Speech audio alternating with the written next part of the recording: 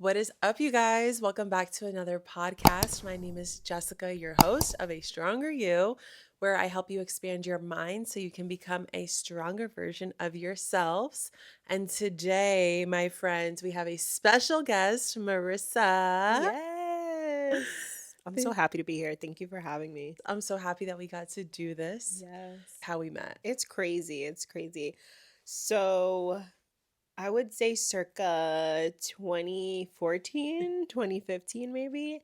And I had just started at Retro. I don't know when you start. I feel like we started around the same time because the gym opened like Hold on. 2014. Retro fitness Retro is not in Fitness. every state. So, for Oh. context, I I'm learned that thinking from everyone moving. knows. Retro fitness is basically like a step up from Planet Fitness, but like right beneath LA Fitness. Is that a good way to explain Yeah, it? I would say that. Yeah. It's like a $20-$30 a month gym. Yes. That's what Yes. retro fitness is. So that was like my first gig teaching Zumba. And I had met Jess. She was working at the front desk when I met her. And I actually worked with her mom too. So I was working at different gyms. I was working at LA Fitness. I was one of the gyms that I taught Zumba at as well. So I met her mom there. And she was like, "Oh, you work with my daughter." And Jess was like, we never like hung out really. Like, I feel like we hung out maybe one time with like Melissa. If you guys don't know who Melissa is, I'm just out here like talking. But yeah, like we never really exchanged like too many words, but we were just cool. Like we always saw each other in passing and Yeah, like I always remember you coming in and just smiling and looking at me. hmm I'm like, "Oh, that's Marissa. Like she's hmm here to teach Zumba." yeah. But like you always just smiled. Like you Mhm. always had like a beautiful energy around you. And this was like way before I was like really tapped into like what energy is and all the things, Mhm. but you can't make Mhm. up feelings. Yeah. And so I just felt like good vibes from you every Mhm. time that you came in through the door. Oh, thank you. That means a lot. That means a lot. Cause yeah, energy is everything. And same thing, like back in the day, at that time, like I wasn't really focused on like what type of energy am I bringing. Like with classes, yeah, obviously you do have to bring more energy and it's all about fun and just presenting the vibes to class. But it's good that you say that because that means a lot. Yeah. Yeah. How did we stay in contact? Social media, like the Yes. power of social media, it's real. So we had always followed each other. I feel like from when we met, probably like on Facebook. I don't know. I was a Facebook girly back in the Yeah, I day. honestly was not. Yeah. And I'm So so maybe it wasn't Facebook. I mean, I have Facebook, but I'm not like a Facebook girly. Yes, yes. Yeah. Yeah. Now I'm definitely not. Like I was just always intrigued because you to me, you always seem like someone who had really good work ethic and you always seem very focused. And obviously outside perspective, your perspective could have been different. But you just always seem to me like someone who is very focused, determined. The past 5 years, I've been like seeing you share more and more. Mm-hmm. And also, like within the past 5 years, I've developed as a person on who I am. Mm-hmm. So that is also part of what I'm seeing in you, is like what I see in myself. Yes. And just seeing the things you're doing, I'm like, holy shit, like we're doing similar work in this world. Like, this is fucking cool. Mm-hmm. Before I started my journey, I would find this competitive. Mm-hmm. And like being fully transparent with you, like I used to be the girl that if I saw someone doing similar things, I'd be like, no, like I can't be friends with her. And that's real. Like Yeah. that's real life. Like that yeah, there's a lot of that happens and I've definitely gone through a phase of that as well, like feeling in competition with people and yeah. Yeah. And it's like, fuck, like who influenced that in my damn life? Right. And specifically, certain girls I followed on Instagram Mhm. kind of like portrayed that energy, like not collaborating with people. And like Mhm. those are the girls I looked up to. And I Mhm. thought they were doing it right because they had hundreds of thousands of followers. I'm like, oh, Mhm. they must be doing something right. Let me learn from them. Mhm. And then I realized, actually, no, like that's not what I want to do. Mhm. I want to be like friends with these people who are doing similar work because it's a gift. Yes. Actually, seeing it from a different perspective Mhm. was what supported me on my journey of like getting out of that. Yeah, yeah, that makes sense. I'm gonna say this, and this isn't to bash like Zumba or the Zumba world or anything, but I did feel like when I was teaching that, like for what, like 5 years, 5, 6 years, I was teaching Zumba. I did feel like there was a competitive energy within the community. Like the Mm. instructors, there was a lot of like cattiness and drama. So I feel like around that time is probably where I started like absorbing that energy. When you think about it, it's hypocritical because we would always do like these events together, like teaming up with other instructors, but then like there was so much talking behind each other's backs and stuff like that, and it was weird. Yeah, I mean, thank you for saying that because that brought up a light bulb in my mind where that's how fitness is too. Mhm. Like, how many followers do you have? How many clients do you have? What gym are you working at? Who are your clients? Do you have celebrity clients or do you have regular clients? Yeah. And, to each their own, but there is a lot of competition that I felt in the fitness industry. Now, because I'm still in that industry, I've strategically said yes and no to the certain things that I enjoy. And so where I'm at in the fitness industry, I feel no competition. I love that. I love that Yeah. for you. Do you feel like, because this is how I felt at the last gym that I worked at, do you feel like there's a hierarchy with like men in the fitness industry and women? Yes and no. So Mm-hmm. certain gyms I've worked in and certain studios that I've worked in, yes. Mm-hmm. And I think that could be one of two reasons for my perspective. Number one, we live in a world where men, male dominant people think they have the control over women.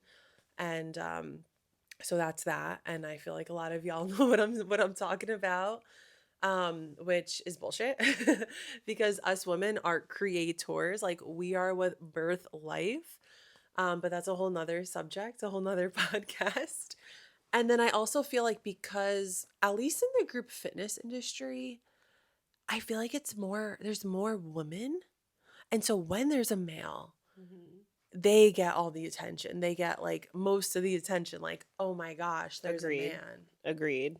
Yeah, 100%. Where I'm at and what I do, like my business surrounds women. Like I serve women. Like that's it's my clientele. And nothing against like men, like not saying like I have men who take my class every now and then. But I feel like women just need to be more empowered and like elevated, like I feel like men they get that from a super young age. So that's why like us working together and collabing and like just giving women like more of like their flowers and just like shouting them out and realizing what they're doing and supporting them, supporting their businesses, like that's important. That's really important. For sure. Like that's huge with me, empowering women to step into who they are. Yeah. And I was once a girl who like wouldn't speak her truth, just speaking how I feel and speaking what my opinions are. From a young age, I wouldn't do that because there were men that I was around, whether it was family, whether it was people from school, but there were specific men that would shut me down and make me feel wrong anytime I would say something. And so Mm-hmm. from a young age, I became mute, not literally, but Yeah. I wouldn't speak my opinions and how I felt around powerful men. Mm-hmm. And it's still a muscle that I'm continuously working. Like, fuck yeah, sometimes it's uncomfortable, Mm-hmm. but I've made it a mission of mine to speak my truth around anyone who is in front of me. No matter if you are a multi-billionaire, no matter if you are homeless, no matter if you're an NBA player, no matter if you are a male teacher, like regardless of who he is, I've learned that I'm going to be okay if I speak my truth. I'm going to be more empowered and they can take it how they want to take it. And it's not up to me. Like I'm here in my body living this experience for me. And I would do myself a disservice and the people around me if I didn't speak my truth in front of them. Facts, big facts, facts, facts, facts. And also, I just want to say, like, we are so grateful and what's the word that I'm looking for aside from grateful? We're so privileged. We're Privileged. privileged because, so I was just traveling to Bali. I was telling Jessica, I went to Bali last week for my birthday, and one of the stops was in Dubai. I had a long layover, it was like a 10-hour layover. So I decided to just stay a night. so I could rest. I wasn't trying to stay in the airport for 10 hours. So I got a hotel and just feeling out the vibes, like being there for a couple hours, like the men don't talk to you. Like they will treat you like you do not exist. Like I had two taxi drivers, got in the car, hello, how are you? Nothing. Wow. Getting out the car, okay, bye, have a nice day. Nothing. So like hearing you talk about like, how we are able to like show up as ourselves and speak our truths, and like it's great that we can do that, but it's like we really have that privilege, especially here in like in America, because women over there, like they get silenced Yeah. and they're treated so different. It's crazy. I can only say this like with my perspective because I don't know about the religion in the Middle East too Mhm. much. I mean, Mhm. I am Armenian, so I have some heritage in that area, but Yeah. I'm not religious. But what I see as an outsider and energy wise is these women cover everything. And from what I've heard from like my friends traveling and living in Dubai, like women do not have like any say with anything. They do Like not. they can only show their eyes, and there's nothing wrong with that. But is there something wrong with that? Yeah. Like Yeah. being owned by men? It really puts things into perspective for sure. And don't get me wrong, like I'm not saying don't go to Dubai. Like I would definitely go back, I think, with like a group of friends and maybe like stay in a certain area. But as far as like, but then also like I was thinking like, do I want to come back to like a country where they don't respect women? Like, and to just feel like constantly you're not, like you're not respected or you might be doing something wrong. But subconsciously, I'm like, am I like, should I cover up? Like, is someone gonna say something to me or? Yeah. And it's like I wonder cuz obviously they know if you're not Muslim and they know if we're not from there. Mm-hmm. Like that's for anywhere we travel, Americans, supposedly people just know that we're American. Yeah. I'm like, how the fuck do you know? But Right. whatever. I just thought about that and like the week of Thanksgiving, like being more grateful, and showing more gratitude, like that just popped into my mind. Like just being grateful that we have the opportunity to show up and speak our truth and come on YouTube and podcast and to, speak freely. Yeah, it's literally a blessing It that we is. get to do It this is. and Yeah. that we've overcome fear Mm-hmm. and that we've overcome any limiting beliefs to do this. And so that brings me into the next question, Yeah. which is what we wanted to really talk about on this episode, which is fear. And one more thing before we get into that, I do just want to say like this was not to bash men at Not all. at all. Like I love men. I love my dad. I love men in the world. But this is just a perspective and this is just a thing that we all went through. And I feel that every single person in this world is allowed to share what their opinion is and how they feel towards certain things in certain situations. Yes. Yes. Yeah. Agreed. So back to the schedule. Yeah, so let's talk about fear. And we're both entrepreneurs. Mm-hmm. We do not have 9 to 5 jobs. Mm-hmm. We've taken risks. Mm-hmm. We've believed in ourselves.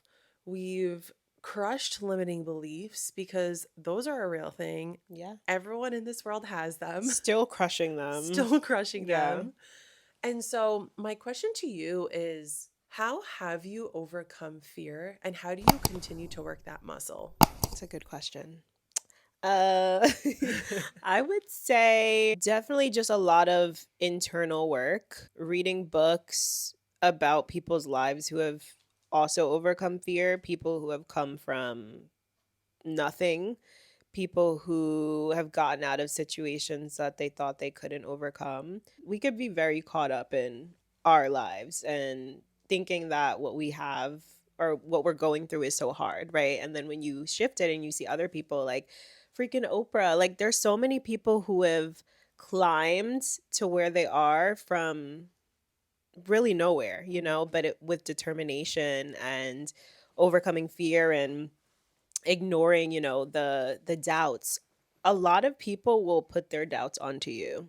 A lot of people will put their fears onto you. Especially like family members and close Yeah. friends. Yeah, especially like my parents, I love my parents, but they they have a lot of fear. Like even with me traveling solo, I told my parents very last minute because I was like, I don't want that anxiety and fear to come onto me, and Mm. especially like, yes, sometimes traveling solo, it can be a little nerve-wracking. You can have a lot of, a little bit of anxiety around it. So I didn't want that to come onto me.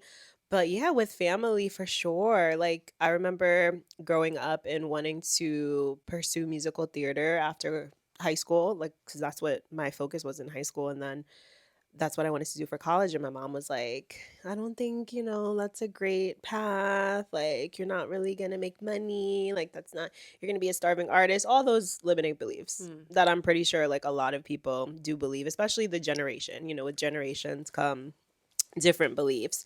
So, yeah, just having to overcome that and realize like, again, going back to what you said, like we're given gifts and we all have purpose and we all have things to accomplish while we're here. So coming back to that and really just aligning with my purpose, like that's one way to overcome fear. Yeah, that's super powerful. For the person who's watching this, they have fear behind starting. They're either looking to start a business, they're looking to start their own brand. What is something you would share with them to encourage them that fear is just fear? I think fear is necessary. I was talking about it on my last podcast episode and how fear is kind of like a requirement of life. Fear and failure. I think fear and failure go hand in hand. So if you're not scared about something or you're not feeling a little like uneasy or anxious, it means that you're not really passionate about it, right? Like a lot of the times the things that we really really want to do, there's going to be a little fear, right? Like, especially if it's something big, something you've never done, something that's getting you outside of your comfort zone, something that you don't really see anybody else doing. Like, you are going to have fear around that. And being able to overcome that, that's going to get you further. That's going to build the confidence. That's going to allow you to keep taking steps once you're able to see, like, okay, I got through that. Like, it wasn't so bad. Like, what was I scared for? What if there's a girl watching this right now and she really wants to put her artistry out on the internet, meaning she's a dancer, but she's not filming herself because she's scared of what other people are going to think? There's always going to be people who have an opinion. Like, Facts. there are always going to be people, whether they're good opinions, whether they're bad opinions. But what it really comes down to, you have to ask yourself, well, why do I want to post the video? First of all, do I want to post the video for me, or do I want to post the video to please other people or to receive validation? You have to really like figure out why. And I think that's a big question. I think just with social media in general, like, why are we on social media? Yeah. Because if you're doing it for the likes and hoping that people will support you, you can disappoint yourself because not everybody's going to support you. Yeah, and that's like feeding into the limiting beliefs and the fear is posting it for other people Yeah. because you'll have an expectation, and if it doesn't go that way, how are you going to feel? Yeah. Versus like what if they genuinely want to post it for themselves? Yes. Yes, exactly. Um Posting it for yourself, yeah, I would say yes. Like that's the only way. You have to shift your mindset to be that. Like I'm doing this for me, right? If not me, who else am I doing it for? Maybe a community, maybe to inspire other women, right? So it could either be I want to post this to overcome my own fear, right? I want to post this just to put myself out there. I want to post this so that maybe I can receive an opportunity or I can just see how people receive what I'm doing. But yeah, there has to be a why. There has to be a reason why you're doing it. And you have to be able to kind of just get over the fact that there's always going to be opinions. Dude, it's literally like driving a car. Like, what in the situation of driving a car, the what is so important. Like, you need to know what you want to do first. Hmm. The what is drive a car. And then why is literally the gas that you put in the car. Yeah. Because without the gas, you're literally just going to be riding the brakes. Hmm. That was a Yeah. good fucking Yes, analogy. yes, Yes. yes. I love that. I love that. It's But true think about though. that. Like, Yeah. what and why. And that's also manifesting. You need to be so clear on those two. Yeah. Everything else, how and when, is not up to us, it's up to the universe. Yes. And the timing, all of that just happens. Like, How am I going to go viral? How am I going to get the clients? When is not up to us. We It's just need not. to know what and why. Period. Period. What's the why? Why do you really want this? And also going back to who are you at the core? I know it takes a lot of time, and Yes. we've been putting in the work, to figure out like our purpose, what message we need to put out there, what what are our gifts, right? Like what are we good at? Why are you on YouTube? Like all of that really matters too. So just taking time to figure out like who you are and getting confident in yourself and just knowing like what you're capable of. I saw this really powerful quote the other day, and it said, it doesn't take, excuse me, it doesn't take a long time to start a successful business. It takes a long time becoming the person who's willing to do that. And that shit hit Amen. home. Like all the Amen. inner work, that's the long part. But having a successful business, it just happens when you become that person who's able to hold at the capacity at where you feel that you see yourself going. Amen. Bringing this to an end, I want to finish up with a question. If you could go back and tell your younger self two or three things, what would you tell her? I love this question. So, first thing I would say, stay the course. Stay consistent with whatever it is that you want to do. Stay consistent.